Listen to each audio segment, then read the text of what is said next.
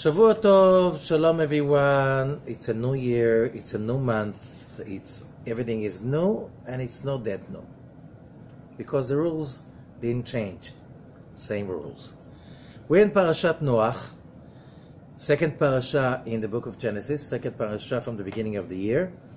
And we'll find it in Genesis chapter 6, verse 9. And it starts with the words Ele Toldot Noach. And the word Toldot can be translated as generations, as usually, or history, in many ways. But basically the word Toldot comes from the word Yeled, which means to give birth, a child. What came out? So when it says Ele Toldot Noach, these are the offsprings of Noach. Noach ish tzadik tamim haya bedorotav. Noach was a righteous man in his generations. Okay? Et Elohim italech Noach, and Noach walked with God. The next verse, Vayoled Noach shlosha banim et Shem et Cham ve'et Yefet. And Noach gave birth to three boys, three sons, Shem, Cham, and Yefet. And the sages are asking, should have been written, Ele Toldot Noach, these are the children of Noach, Shem, Cham, and Yefet. And then, Noach ish tzadik tamim haya. Noach was a righteous man. Okay? Why is that mixed up? And as usual, as Rashi, the great commentator from the 11th century, France, the biggest of them all, he said, Ze omer darsheni. When you have something that looks awkward in the Torah, that it defies your logic, he says that invites you to question. Why? Because the Torah is eternal. How do you know? It was written 34 centuries ago. We still read it with the same words, the same text, and we still understand it. Right? So it means there's something, as we're going to see, something in it. Something eternal. If 34 centuries is not eternal, but it's pretty long to keep the same, and it's still as well to keep it fresh. Not just fresh, to keep it relevant for our everyday life. And Parashat Noach is very important for all of us. Why? Because we'll see. Ele Toldot Noach. Noach, there's twice the word Noach. And this is not a mistake. And it's not by coincidence. We have few great sages that you have that with them. The greatest of them all. Abraham, when he binds Isaac, comes the angel of God and says, Abraham, why twice? Oh, he was old, couldn't hear. No, it's not the answer. Also we had with Moses, right? And we have with Jacob. We don't have with Isaac. So the Zohar says, why with Isaac? So why Isaac only? It doesn't happen with Isaac the twice. And the answer is very, very, very simple. And it's so important for us. Because why? The story of Noach is, there are two stories really in Parashat Noach. One is about the flood. We started at a few verses earlier when it says that the generations that came after Adam, they became more and more and more corrupt, till they corrupted every creature on earth. And you know, animals, when you leave them alone, they'll never corrupt. When you say about the person, oh, he behaves like an animal, that's an insult to the animals. Animals, if you leave them alone, they never destroy the balance of the earth. Only when they live together with humans. Then you see, you know, in nature you never see overweight animals. Only when they live next to human beings. Correct? Only in nature you never see a situation in which animals destroy nature, only when they became domesticated and they live with human beings. Then massive amount of animals can create damage, but it's not the animals. It's the human being influence that is doing that. Okay? So when the animals on the earth were corrupt, it was not because of them, it was because of the humans that populated the earth. So there was, and then it says, we go back to a few verses earlier, verse 5 in Genesis 6. Vayar Hashem ki rabba ra'at ha'adam ba'aretz, and God sees that the evil of man is so big in the earth. V'chol yetzer machshevot libo rak ra kol hayom, and the inclination of the thoughts of his heart are just evil the whole day long. Okay, so God says, maybe it's wrong that I did them. But then it says, and Noach found grace in the eyes of Hashem, the eyes of God. What is the story? So first of all, we have to understand two things. One thing is the whole thing about Noach. Why twice Noach? And the Zohar explains, when the name of the person appears twice, it means that person learned to live in the two dimensions of creation at once. A human being is the only creature who can and must live in both dimensions, the supernatural, the spiritual, and the physical. You must have your feet on the ground and your head in the heaven at the same time. Without it, you're not functional. You are not functional. Because if you are only in the physical world, that's called, in Hebrew, being materialistic, gashmi. And geshem is rain, which is something that becomes physical from, the vapors of water. You can't see them. They materialize. But another word for geshem in Hebrew is matar. That's the word materialize. Okay? It was vapor, you cannot see it, then becomes physical. So if you just focus on the physical appearance and the physical senses and the physical joy and the physical feelings, you're doomed. Why? Because we learned, in the beginning God created the heaven and the earth.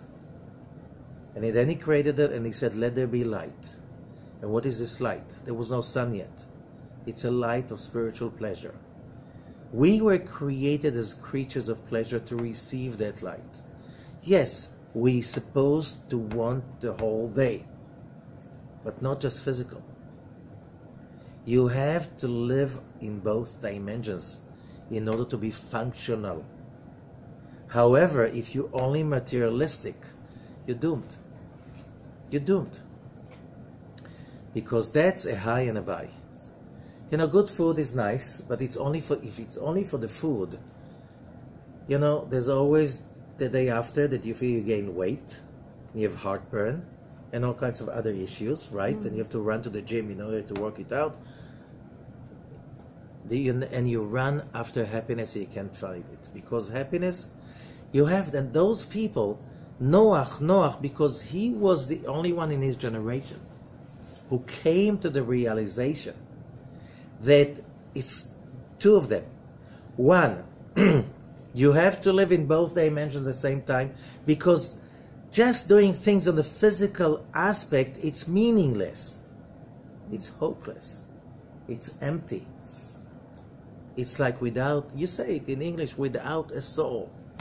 Without a soul, it's empty. So whatever you try to dig some pleasure out of it, it's artificial pleasure.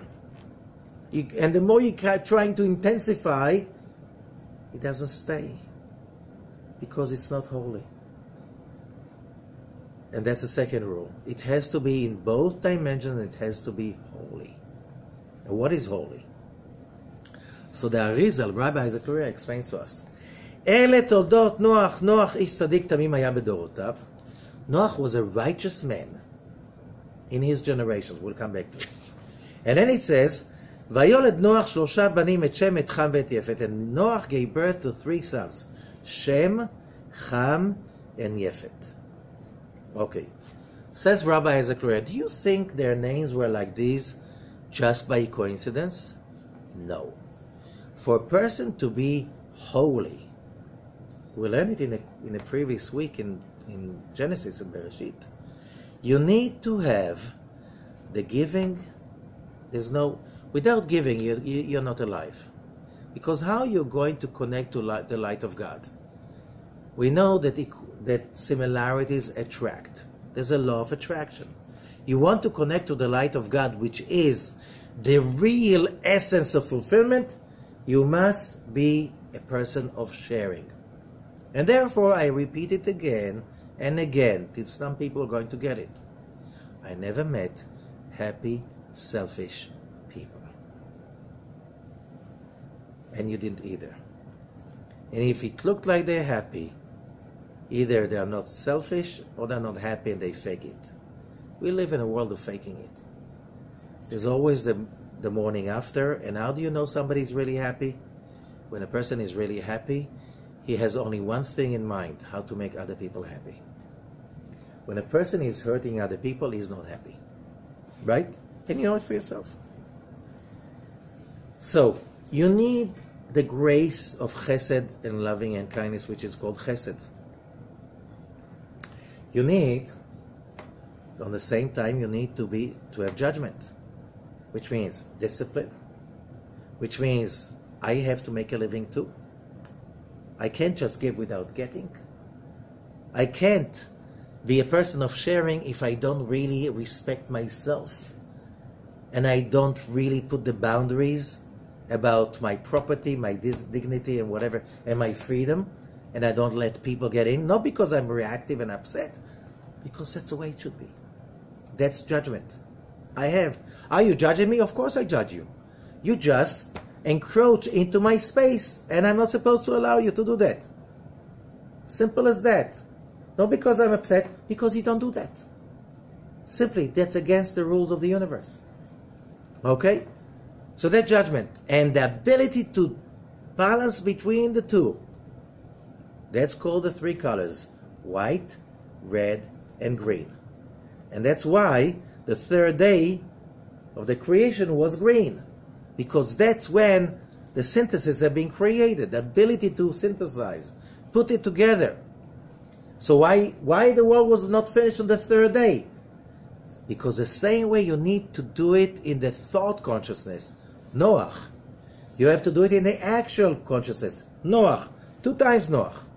Noach, in both levels, 2 triangles. That brings you into 6. And when everything comes together, that's a 7, and you have what is called the shield of David, Magen. David, why Magen? Mem for Michael, Archangel Michael. Gimel for Gabriel, Archangel Gabriel, judgment, Gvura. And Nun for Nuriel, Archangel Nuriel, the angel of light. That's right, left, and center. White, red, and green. When you have that, you have holiness. And therefore, the names, says Rabbi Zakloya, the names of the sons of Noach were Shem, initial, Shin. How do you write a Shin? 3 vavs. 1 right, left, and center. Okay? And then you have Cham and Yefet. Chet and Yud. Chet and Yud is Chai. Vav is 6. Why 6? The 6 points of the star. Right? Vav is 6. The letter Vav is the number 6. Okay?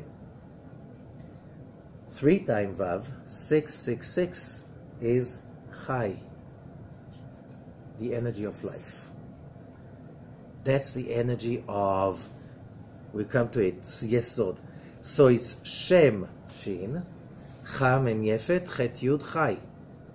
So, because Noach knew how to create that holiness, which means putting together the upper world and the lower world. You cannot be holy only in the upper world. Impossible. Why are we coming to a body? Because we can't create it without a body. You need to overcome the body in order to create it. You have to superimpose the holiness on the physicality. You need to have good intentions and good actions. Upper triangle and lower triangle. Noach did it. That's why Noach. Abraham knew how to do it. That's why Abraham. Jacob, Moses. Why? What about Isaac? So the Zohar says when Isaac was on the altar and Abraham was going to slaughter him, and Isaac said, okay, if I have to go, I'm going. He gave up his physical body. He never got it back. He was always there.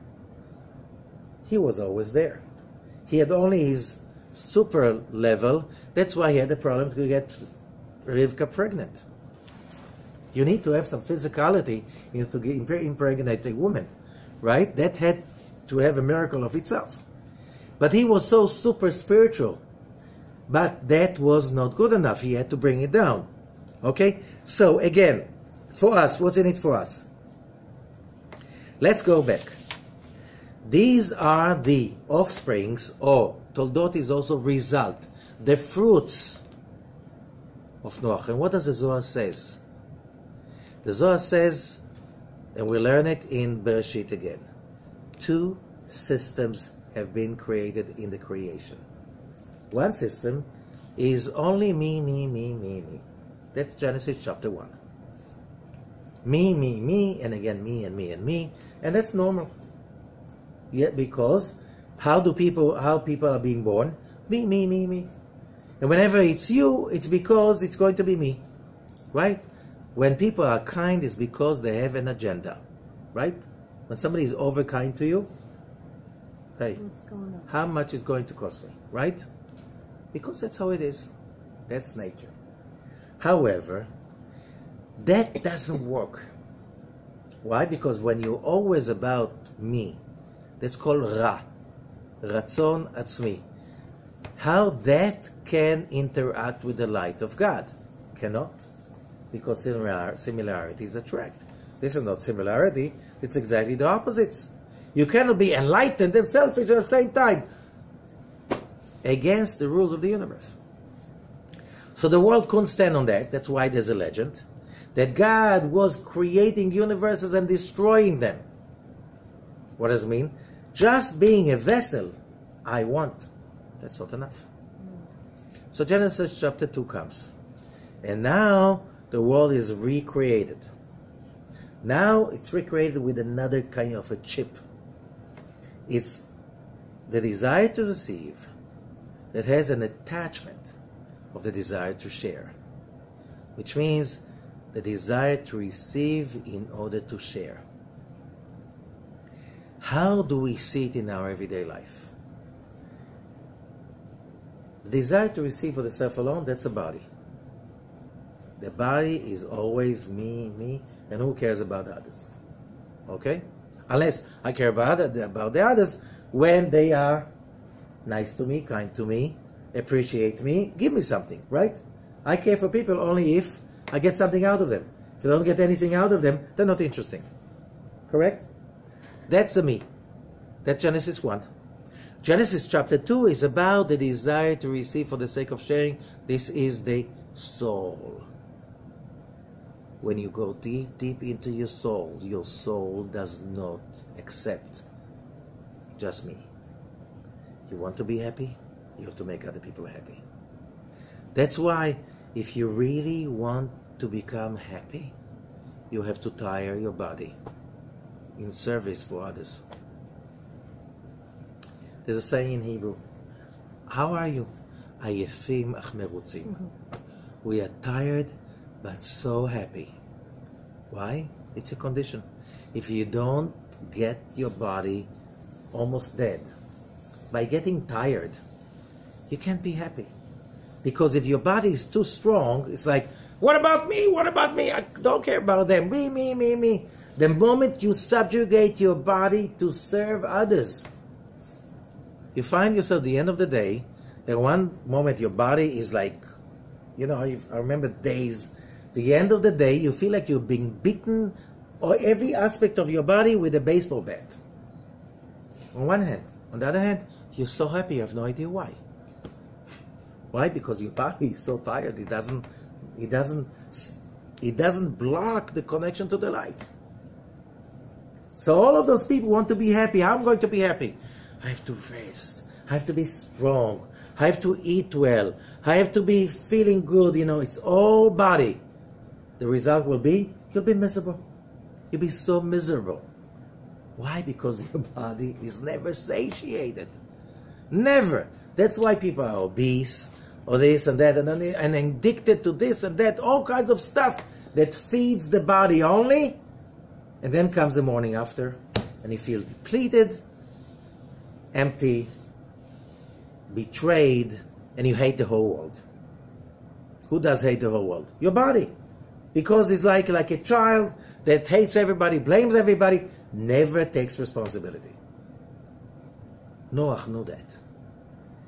He overcame the body. He created the holiness. He sided with that aspect that is called the soul. And the soul is, you want to be happy, make other people happy. Yeah, but then I have less. Less time for myself, less time for that, less money, less food. That's your body mishigas nonsense. It doesn't work. Everybody, you don't see people that work so hard in big families. People share with each other. They don't have space, they don't have money, they don't have, and they're happy. Because they don't have time just to feed their body all the time. Remember that. Being holy is not just talking all kinds of slogans of world peace and loving everyone. And then somebody comes, what's the time? You're not really caring for people. You're just having an ego trip. You just want everybody to love you, to share with you, to care with you, not to judge you, to love you, to let you have whatever. When you speak about world peace, you just want people to be nice to you. You're not willing to go out of your, box even a little bit. That's fake. Because you're comfortable. Getting out of your comfort zone means that you tire your body and you really walk your talk. Upper triangle, lower triangle. Noach, Noach. Abraham, Abraham. Moshe, Moshe. You are in both places. That's called holiness, and that's what the Zohar says. How do you know something is holy? WH. It's a whole. There are fruits. How do you know there are fruits? We all know our fruits, right? Everybody else in Noah's generation died, leaving no fruits. Their DNA was perished. Only Noah's survived. What is the message? The whole month of Tishrei is over. What happened in this month? We just basically, cosmically, made a summary, knowingly or not. What have we done till now? And how are we going to restructure our debts for the next year? Whatever we could cleanse, organize during that period, we did. We did. From now on, it's a new year, it's a new game. Hopefully it's a new game, which means if you really did some change during the last month, but now, that's it. The game restarted. What game? What game? So we read yesterday, Bereshit in Genesis. Adam and Eve ate from the tree of knowledge. And the result, the whole universe was wholly collapsed. What do you mean it's collapsed? It means that now we have to bring, before we had to bring it from here to there, now we have to bring it from here to there. Okay? So like there's a big project, huge project that the government needs to start with. Usually if you give it to one contractor, there's no end to it. So you give it to many subcontractors. So the Creator himself divided the job to many subcontractors. It's called human beings. Each human being has his own piece of the big jigsaw puzzle to finish. which means transforming your own part of desire to receive for the self alone into desire to receive for the sake of sharing. When you do that, you did your job. Now, if you do a good job, you can get another project. You can do it in the level of nefesh, and then ruach, and then neshama, chaya, yechida, the levels. But if you're trying to criticize other people for their job and you're not doing your job, it's like, can you understand, this guy gets a bid from the government to do his job. But most of his time, he's going to tell on to his employer about the other people not doing the job. He's not doing his job. Okay? Are you going to be hired for the next round? For sure not, because you don't show any results. You have to show fruits. What is fruits? The Zohar says only when you work in a holy way, there are fruits. What does it mean, fruits? Something eternal is being created, and then that cannot be taken away from you forever. That gives you the sense of achievement. That gives you a sense of victory. That gives you a sense of, there's a sense to life. And that gives you the feeling that you're doing something with yourself, not just wasting your time. And this is why it is the first parasha right now after Genesis. Now, that even goes even broader. When it says, Ela toldot Noach, Noach, ish tzadik tamim haya bedorotav. He was righteous in his generations. Said my teacher, Rabbi Peretz, may rest in peace. What do you mean bedorotav? Should be in his generation, not in his generations, right?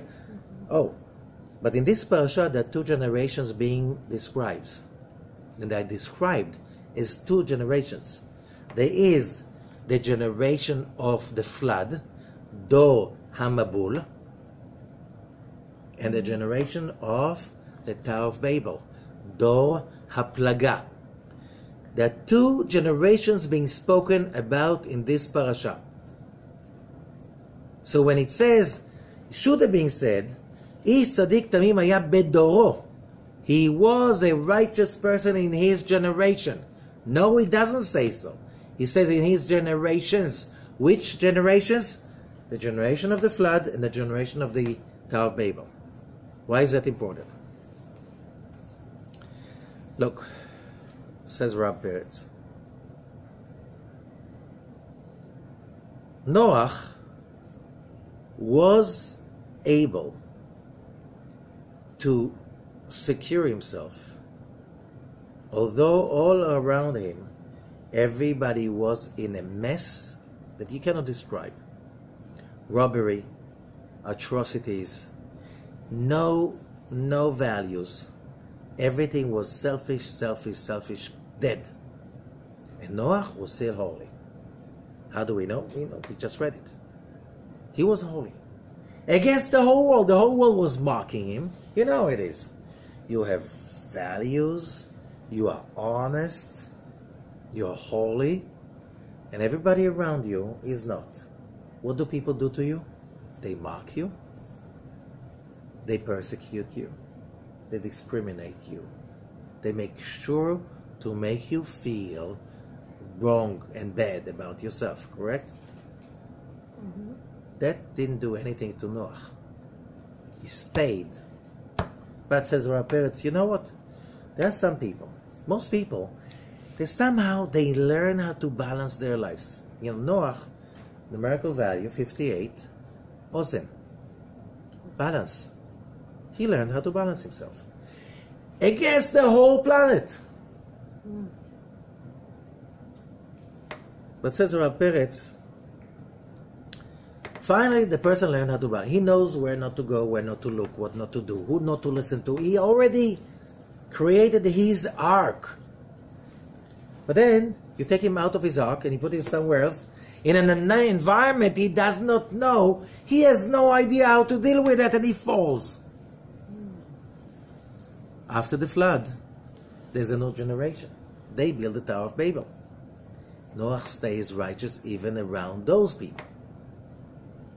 And those people, they have a totally different way of messing it up.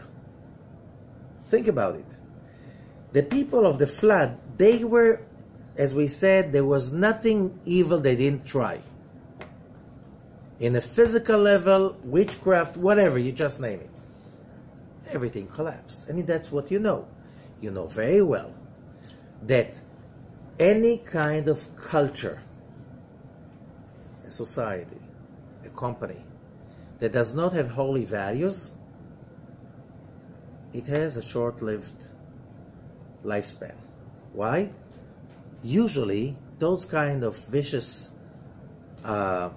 societies, they have the tendency to fall and cave into themselves.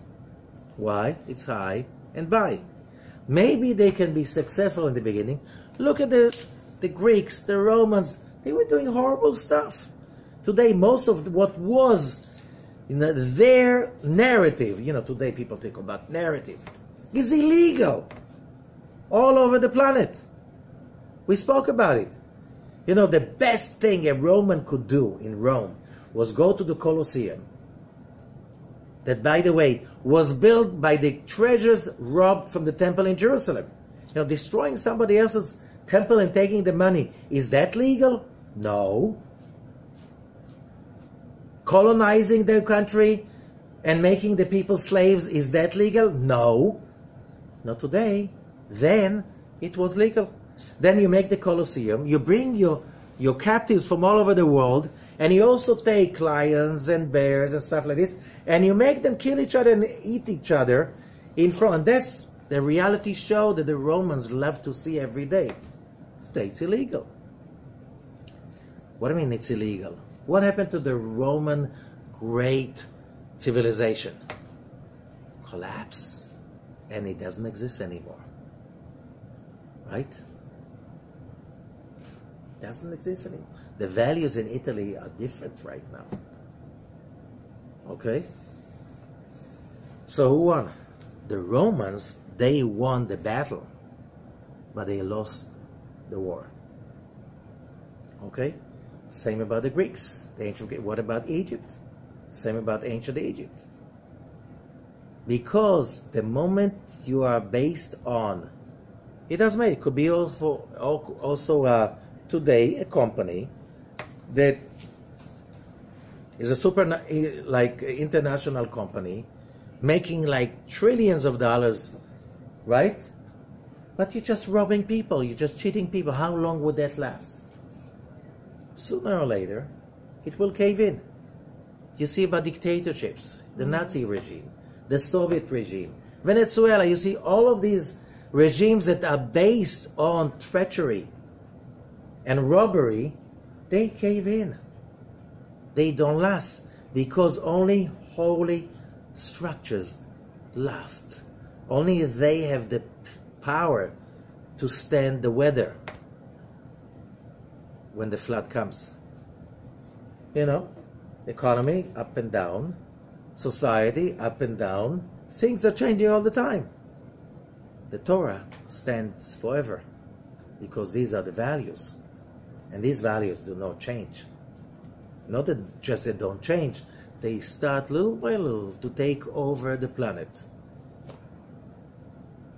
especially the next decade, when you see that people are not ready to take the abuse anymore, being exploited, being cheated, being stepped on. We're talking about the masses. And you start to see it this year, and you're going to start seeing, the last decade was really like, what? What happened to history? History got lost the last decade. What's going to happen next? Maybe history is going to find itself again because people are starting to sense better and better when they're being cheated. So they make believe like they didn't see. Why? They're busy. Going for vacation, raising the kids, finding a career, whatever. But they see the atrocities of their leaders. They see everything. But they don't have time for that. And one day, they start to wake up and say, hey, hello, we saw you all the time. Stop it. Stop it right now. Okay? And the leaders, they think it's like, they go on like it was in the past. This decade is going to be a different story. How different? I don't know, I'm not a prophet. But it's like, we're going to see weird stuff happening. Now, what we see here is for each one of us, how could I have a decent spiritual life when everybody around me is so corrupt, is so stupid spiritually, so materialistic? You know, how would I? You have no choice. You want to go through the year and to look backwards and say, you know what, I work hard, and whatever I worked about will stay forever. You have to go by the laws of Noah. You have to be holy. You have to live in both dimensions. Otherwise, you walk like crazy, and people do work like crazy today, and you look backwards and you feel like, I worked so hard and I don't feel I did anything. And then you get depressed, and then you need some medications against depression. And then, you know the end. It doesn't end well. You have to be holy. Noah, you know, so there are two sides. One side was, in the time of before the flood, Noah was looking about, he said like, everybody's so corrupt, everybody's so evil, everybody's so mean, people are so mean to each other. That was not hard to see that everybody's bad. And he stayed holy, in spite and because. That gives us the power. You want to have a life? Be Noah. But what in his generations? After the flood, a new generation comes. They were post-traumatic. They walked around and they see the results of the flood. Like cities and cities and cities and towns and houses being wiped. They're afraid it's going to happen again. So what do? They, the Zohar says, found wisdom. Ancient wisdom from before the flood. And they use it. And in their wisdom, they found something that the Zohar says is very important. They knew if you have a bunch of people, a society, and everybody is united, even though everyone is idol worshiper, even though everybody is not holy, just being united, no judgment can touch those people. It says, let's get united. Let's get united. How do you unite people? You make a big project, and you get everybody to go into the project. A tower. Tower, what's the problem with the tower? Oh, God was upset about the tower. Today, you look around the world, every nation is trying to build the tallest tower in, right? Mm-hmm. God has no problem with that. You can build, you know. I said once, you know, somebody, you know, even towers, you have spaceships. People go to outer space. Is God afraid somebody's going to see him sitting, eating his cereal with his pajamas for breakfast? No. There's no God like this. Right? So God has no problem with that. The problem is, on one hand, they got united. On the other hand, they rebelled against God. They didn't want to change. Says the Zohar. They still wanted to stay selfish and to go on with the party. And they thought it's going to work. The problem is, the earth was one language. Which language? Hebrew. Everybody spoke Hebrew and they used the Hebrew. Why Hebrew? Hebrew is the language, the software of the universe. They wanted to create this magic through unity so they will never be punished again. And you know what? Were they punished? No. They just forgot to use the language and they got scattered. Nobody was killed. Nobody got sick. Nobody drowned. Nobody was burnt. Oh, they wanted to rebel against God. But they were united. They cared for each other. Even in that generation, Noah did not succumb to the influence of the sinners around. He learned how to adjust himself. That's why it says in his generations. Doesn't matter what happens around you.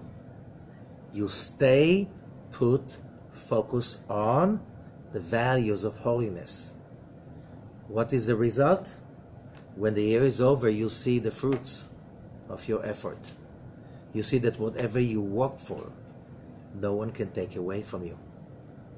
Yes, it could be a lookalike. They robbed you, they stole from you, they cheated you. Not in the long run. In the long run, think about it. They tried to burn the Torah, they burned the temple, they blah, blah, blah. Where are the Romans? They're gone. Where's the Torah? Still here. Okay? They were like nations along the history. They tried to burn the Torah, they forbid reading, learning the Torah, stuff like this. Where are they now? Who remembers them? Only the Jews remember them. Because we remember who persecuted us. If we didn't remember that, who would remember them? Who would know who's Pharaoh? If not the Haggadah of Passover, right? Right? Who remembers him? You know who writes history? The winners. The victorians. The ones who get the victory, they have the right to write. Finally, history is being remembered by the ones who laugh last.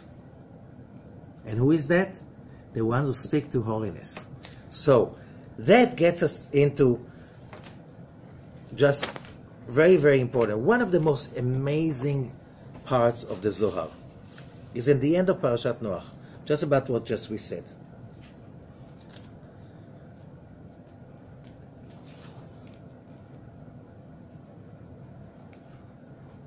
It's like a summary. Because in the end of the Parashat Noach, in the Torah itself, it says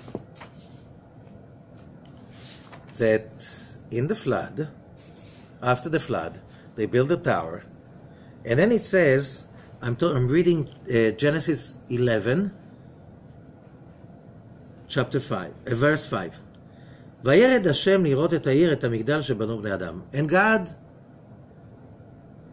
comes to see the city and the tower that the children of Adam made. ויאמר השם, and then God said, הן עם אחד ושפה אחת לכולם. They're one nation, they have one language.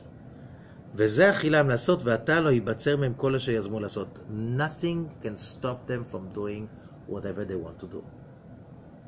What an amazing rule. Unity.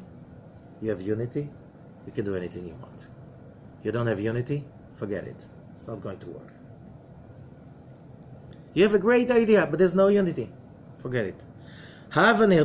So, okay. So the Zohar says from that,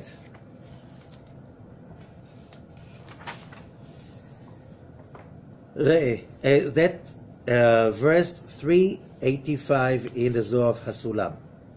ראה מה שכתוב אינם אחד שפה אחת, משום שהם בלב אחד ורצון אחד. Because they are in one heart and one will.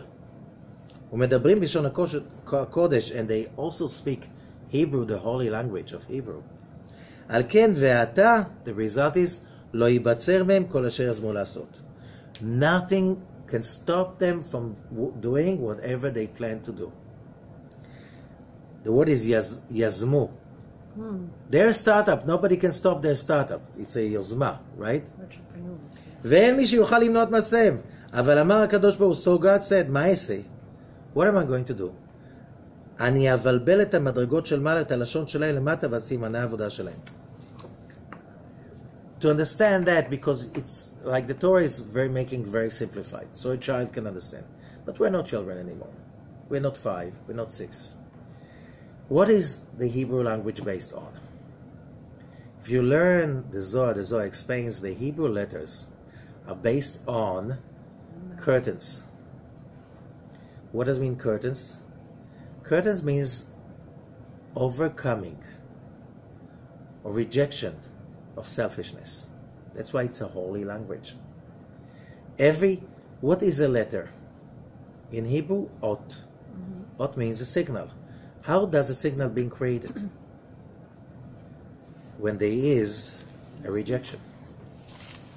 Look, I move my hand. Can you hear anything? There's no resistance.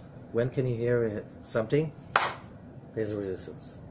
So when the light of God is coming down, the endless light is coming down, and there's a resistance. The first result is Aleph, and then a Bet, and a Gimel, and a Dalet. Each one of them is another level, is another result of another curtain. How do we live? I want something and say, no, just for me. I created the curtain.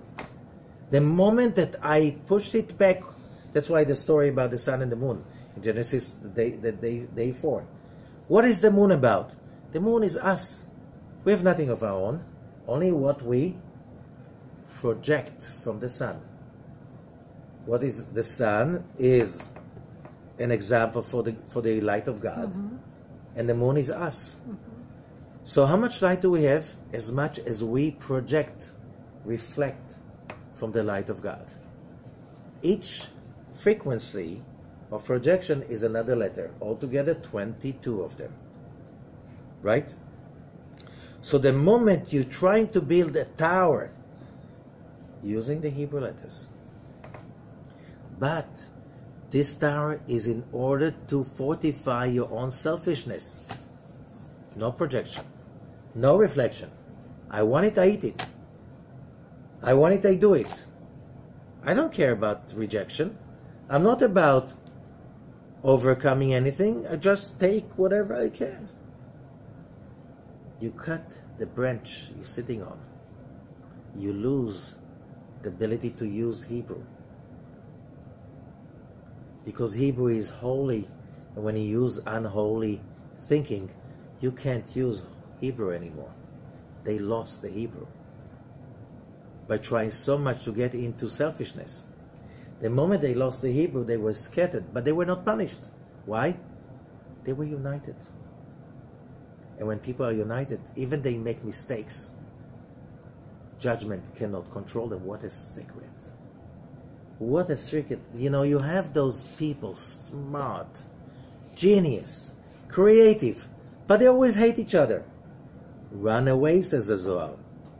Nothing good can come out of it. Nothing good can come out of it, because it's all about selfishness. So he says, so let's continue.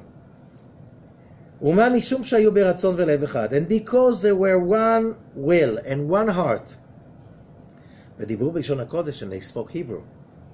כתוב, nothing can stop the initiative. ודין עליון לא יכול לשלוט בהם, and the upper judgment cannot rule them. We who study Torah, who occupy ourselves with the Torah, and we are holy, and we have one heart and one will, of course no one can stop us from doing what we want. Just the condition that we will be united. מכאן נשמע, verse 387. From there we learn, שכל אלו בעלי מחלוקת אין להם קיום. People who are full of arguments cannot survive. Not arguments. מחלוקת means dispute. Whoever, any society or company that is full of dispute, that cannot survive. Why? It's not holy. Oh, you can have arguments based on trying to find the truth. You know, I like you and listen to what you say. You know what? Let's discuss it. Till we come to something we realize that we agree. You know what? I was right, you were right, but we found out something that isn't more right. Because we listen to each other, because we care for each other, because we're united. This kind of an argument makes you even wiser. Because you learn that you can't see everything by yourself, so when you hear somebody else, you get another angle of reality. Because you're united. As long as the people of the world are united with one heart and one will, no judgment can control them, as it happened in the generation of the Tower of Babel. So says Rabbi Chia, which means everything is dependent on the mouth, how you speak, how you approach your companions, the people, the society around you. Okay. In the end of days, that's what will happen. Finally, mankind will unite to be one language and one heart. Okay? Let's go back to one more concept about Noah. So Noah, how was he saved? He built an ark. How big is the ark to host giraffes, elephants? You read the story, they had one window, and it was locked for the whole year. They were in the ark for a year. Can you imagine the smell? And with no light. They didn't have air. So what are you talking about? Was there a physical ark? The Zohar is not so... said an ark is a concept. Let's go back to the beginning. And we learn that concept, it's very important. Come and see, that's verse 5. Noach למטה, Noach in the physical world, היה ברית קודש כמו היסוד של מעלה. Okay, the Zohar speaks about, when we're talking about, again, Genesis, it speaks about, ונהר יצא מעדן, and a river was coming out of Eden, and that river was watering the garden. What's in it for me? Do I need to learn the map of the Garden of Eden? No. I have to learn about how do I create the Garden of Eden in my own life. When we're talking about Nahar, a river, this is Sfirat Yesod. Remember? Chesed 666:18 Chai, the ability to bring the light force of God along the Sfirot down to physical reality. The river is Sfirat Yesod, symbolized by the number 18, Chai, and the garden is my life, your life, our life, planet Earth, the recipient. Noah was Ish Ha'adama, the man of the earth. The man is a tzaddik. Ish tzaddik. What is tzaddik? Tzaddik Yesod Olam. What is Sfirat Yesod? Chesed Gvura Tiferet, upper triangle. Netzach Hod Yesod, lower triangle. So Yesod, it's like the lulav in the Arba Minim in Sukkot. Yesod is that sphira that draws the light force through the upper worlds down into the garden, down into the vessel that can secure the illumination of bliss. So when a person is a tzaddik, which means when a person, another name for the Yesod, tzaddik Yesod Olam, tzaddik, is also in the lingo of the Torah is Brit. Wrongly translated as circumcision. You don't call it circumcision in Hebrew. How do you call it? Brit. And Brit means covenant. Covenant means total commitment for the values. Right? Isn't that what we're talking about? Which values? Of holiness. So when person has circumcised, it's not an operation done by a doctor. This is getting into a system of commitment to values of holiness. When you have that state of mind of these commitments, you connect to Sfirat Yesod. Sfirat Yesod is the river. The river is the channel of bliss that comes from the upper worlds. But Noah was the man of the earth, of the land, of the soil. Somebody has to receive that light. How do you call it? You call it earth. Or you call it, you know what? Noah built an ark. He's a tzaddik, and the ark is the vessel. It's a box. It's a vessel, right? Moses. What happened when Moses was born? He had to be put in an ark, right? To be saved. When the Israelites are leaving Egypt, who leads the camp? Joseph in his coffin. Joseph HaTzadik Yesod, and in his ark. After Mount Sinai revelation, Moses is bringing the tablets, the law, the Torah. He puts it in an ark, the ark of the covenant. The ark, the covenant is the Brit, Luchot, Habrit, Aaron, Habrit, Noach, Vateva, Noach and the ark, Noach, Tzaddik, Brit. You see that? So when we become holy in our commitment to the law, to the values, we create the energy of a tzaddik, and that invites in the river of bliss, happiness, fulfillment, and protection. You have to create an ark. The ark is your life. The ark is your actions. Even though, so where is the lost ark? Where is the lost ark? In every synagogue, you have what? An ark.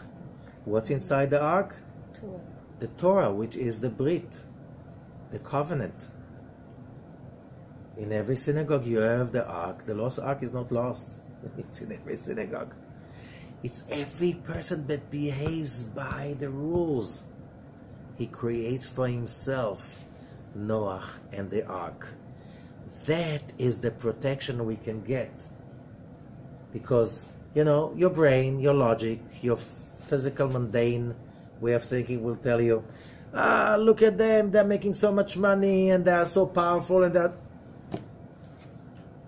they're so evil, and they're so not honest. That's none of my business. So sooner or later, they're going to cave in.